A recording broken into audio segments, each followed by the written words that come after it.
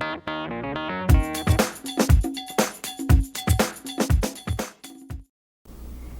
this is Fatima Fowler, CEO of Capstone Information Technologies. We're in for a treat today. I'm here today with Ken Rosenfeld, CEO and President of eHealth Technologies.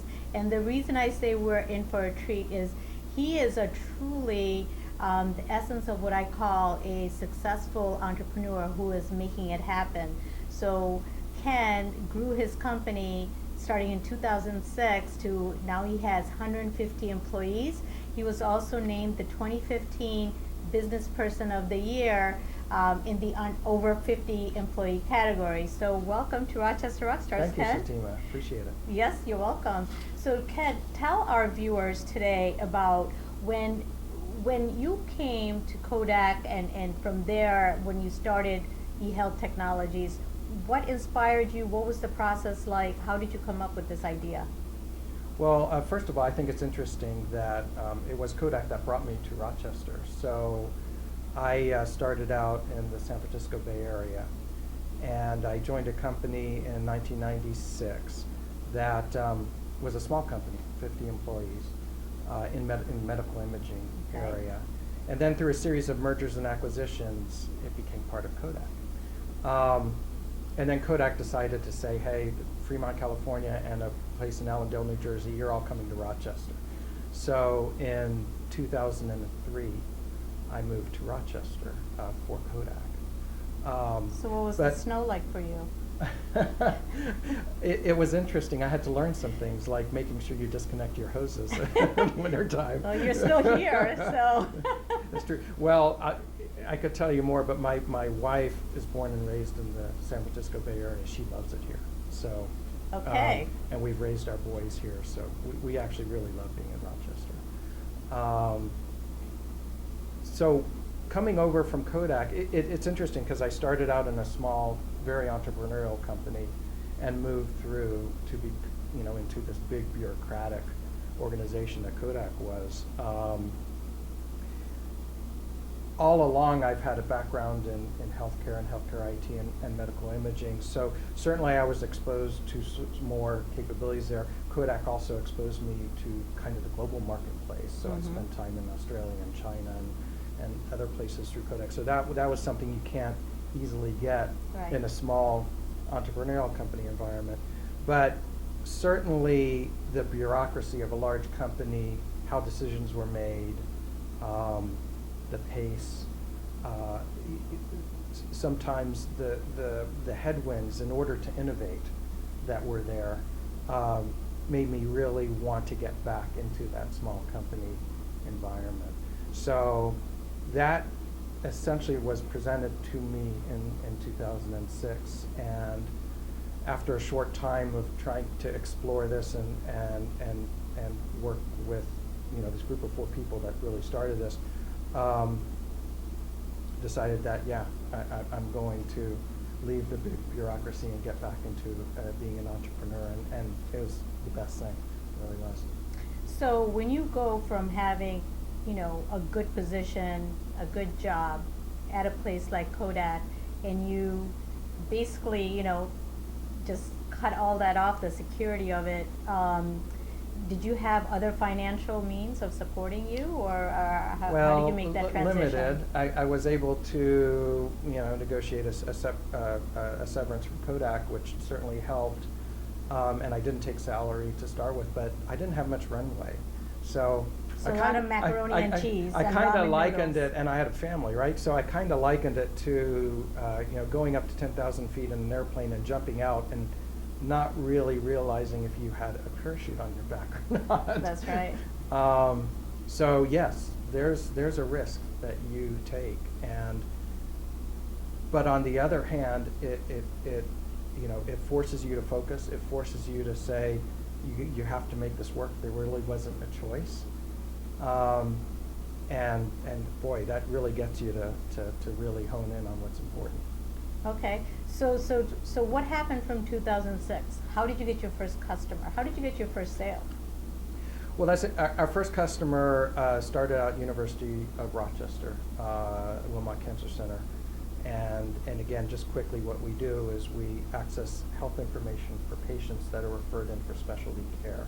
So when a patient's referred in because they've been diagnosed with cancer, or they need surgery, or need a transplant, et cetera, we make sure we get all this information that's needed, that's part of their medical history, documents, images, pathology, and deliver that to the referral center, typically larger academic and regional medical centers, in advance of that patient's first appointment. So the clinician knows what's going on with that patient before that patient arrives. And we call that a clinically informed referral.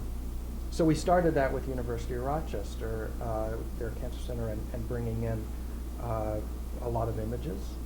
That's also in my background, is medical imaging, but records as well, making sure they had that before the patient arrived for treatment.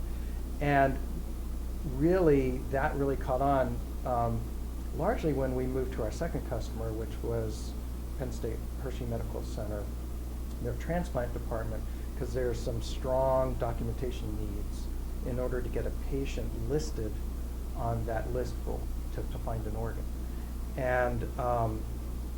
And we created a huge customer advocate at Hershey Medical Center.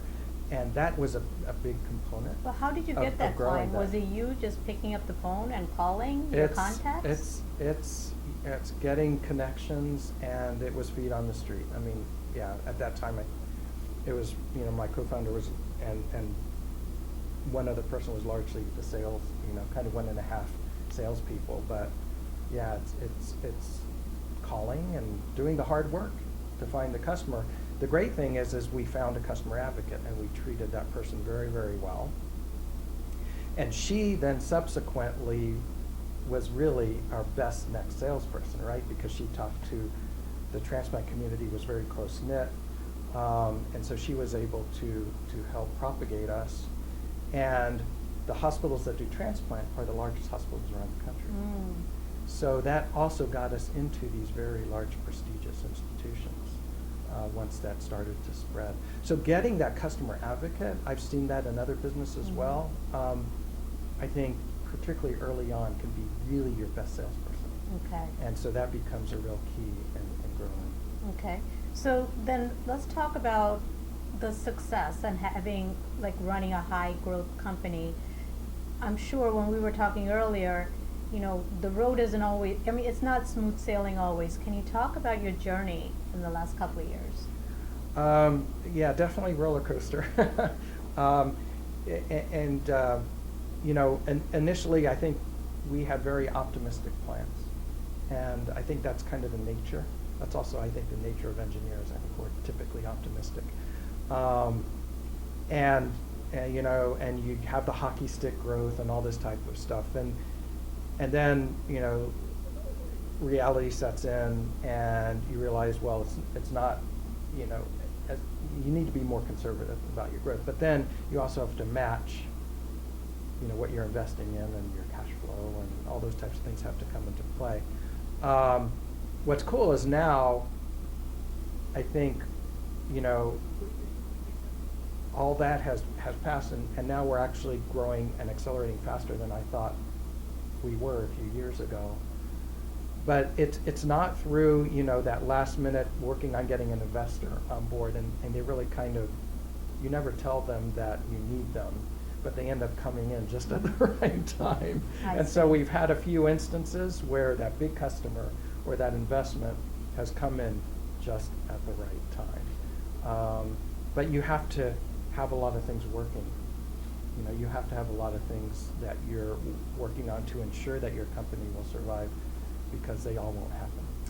One of the things that I have noticed is in my life, if there's something that I'm struggling with, and I think and kind of put it out there into the universe, I feel like I wake up and some answers come to me, and they appear in terms of somebody telling me about an opportunity. It can appear in so many ways, but a path opens up for you. And I think what's behind that, though, is that's not luck, and I wouldn't consider this luck. I think it's hard work. I think you can't win in being an entrepreneur and starting a business unless you're willing to work really, really hard. and sacrifice from that. Now, I tried really hard to balance the work with family, and I think that's really important too, because otherwise you're going to get burnt out and it won't work. But you have to be committed to working hard and to being strategic and to focus and make sure you don't get distracted by, like we talk about in IT of squirrels. You can't get distracted by squirrels. Yeah. You have to really know where you're providing value, focus on that, relentlessly execute on that. We have something in our culture we call professional persistence, and that's what it takes. It takes not just sitting around and waiting for things to come to you. You have to keep going after them. So, talking about that growth, I also know you come to a point where to get to the next level, you have to bring in the right talent. Either you grow leaders from within, or sometimes you just don't have it, and so you have to bring in people. Can you talk about how, you have a pretty strong leadership team. Right. Can you talk about your leadership team and how you put it together? Well, it's interesting because we've, as you evolve, yes, you need the types of people and skill sets to help you kind of evolve to the next level. And we kind of went through a transition kind of mid-year last year or early through mid-year last year. And I have some new leadership team folks. Dr. Chad Malone, who I hired as our Chief Strategy Officer, who largely runs our sales and commercial operations, has just been a fabulous addition to our group and has elevated our value proposition because he understands the healthcare. He understands healthcare from being a clinician, but also being an industry. And then Colin Rhodes, who I brought in at the beginning of 2014 as our CTO, who I worked with in the past, but is just brilliant and knows how to manage people and has that unique combination and can be innovative. And so you combine those two and then some other hires that we've had in the leadership team, I couldn't be more thrilled with who we have here today, and it's the type of group that can really grow this company to a pretty large scale because of their skill sets. So I think one of the things that people struggle with is obviously when you bring in the next level of talent to take the company to the next level, there is a hit on profitability and EBITDA. So how do you balance that? How did you reconcile that? Well, there's also, it's interesting because I think there's some people who particularly in this area in Rochester, don't quite understand our type of company, where we're not striving actually to generate lots of cash and put it in the bank. We're not striving for, at least at this point in the stage of the company, for 25% EBITDA. We have a plan to get there, but right now we're largely funneling everything we're bringing in back into growing the company. Okay. Right? So we are living off of our revenue and we're living off our cash flow, but we're not putting it in the bank, investing it back into the development team and sales and marketing and innovation and things like that in order to make sure our company continues to grow, to get to that, to the level that we want to get to. And then we can further evolve. I mean, we are evolving into more sustainability, but it's important for us to grow. Okay. Right? It's important for us to grow, so that's what we invest in. So why is it important for you to grow? Well, we're not a lifestyle company. It's a company that strategically, I think at some point, we probably will be acquired, I would expect. So we're looking to gain strategic value. I mean, we have investors. We have 3 venture capital firms, including Merck, who have invested in us. And, they're being very patient, and we have a great board, but at a certain point in time, they're looking for, us to evolve and have some type of strategic event occur. So that's what we're growing for. Okay. And growing towards. But you can only do that. You can't do that it can't be false. I mean, you have to have a real value, a real company that has a real ability to be sustainable, to grow and have profitable growth. So you have to build something real. And I think my whole philosophy is if we continue to grow and we continue to provide value to our customers and we can grow profitably, then we have lots of options open to us. That's right. As we move forward. And that's really what the ultimate goal is here, to have lots of options. Absolutely, Yeah. exactly. That's the dream.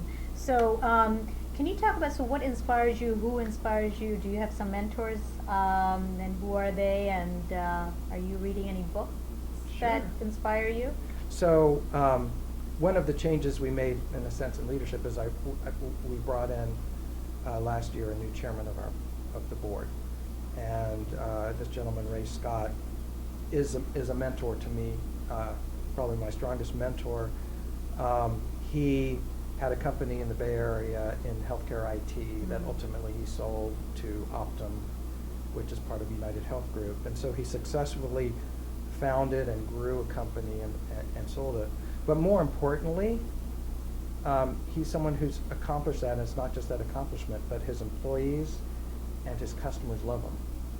So to have that combination was important to me. I mean, he knows the industry really well, but he also knows how to take care of customers, and he knows how to take care of employees. And so having that type of input has been extremely valuable. Do you seek him out for business advice? Absolutely, absolutely. And are you reading any books that also inspire you? Well, interesting book. I mean, I read in our industry. There's a book called The Digital Doctor. It's actually quite interesting even for people not in our industry, but it talks about digital healthcare from the perspectives of a physician and some of the advances. So you kind of learn a lot about the technology in healthcare and where it's going and what some of the challenges are. And it's a very well-written, very readable book, but also insightful. So I've enjoyed reading that, and queued up is Elon Musk's book that I'm excited to get to next. But I do like hearing about how entrepreneurs, get as successful as they have been. And Elon Musk is, Oh, yeah. certainly one of the entrepreneurial stars of the country for sure. I get so energized by, I have like audiobooks and stuff that I listen to in the Yes. car.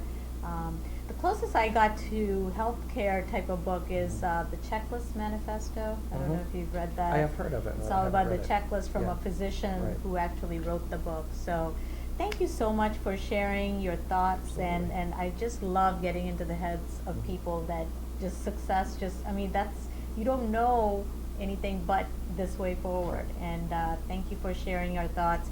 Do you have any last words of advice for other entrepreneurs out there? Well, I'd say I think really that key thing is what we brought up before. It's not for the faint of heart. It takes hard work. If you're willing to take hard work and take the risk, it's incredibly rewarding. But it's something where you are going to run into problems. It's kind of like I run marathons too.